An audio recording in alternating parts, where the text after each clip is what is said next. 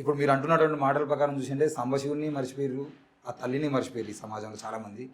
కనీసం ఒకసారి గుర్తు చేద్దాం సాంబశివుని త్యాగాన్ని. నవయ్యకే గన్నువై నువ్వు అడవిలా ఉంటేనే బాగుండే, సాంబశివుడా నీ పేరు వింటే సర్కారుకే ఉత్సగారేదే.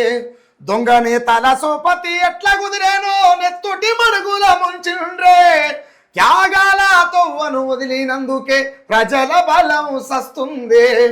అన్నవయ్యకే గన్నువై నువ్వు అడవిలో ఉంటేనే బాగుండే, సాంబశివుడా నీ పేరు వింటే సర్కారుకే ఉత్సగారేదే. ప్రజల కొరకు పురుడు పోసిన పల్లెకు ప్రేమగల్లా కొడుకువో, అడవి బాటల్లోన ఆయుధాలను ఎత్తి పేరెళ్ళిన అన్నవో. గండాల సుడిగుండాలెన్నో దాటుకుంట దళమును నడిపినవో, దండకారణ్యము గుండెకాయవై గిరిల్ల యుద్ధానివో.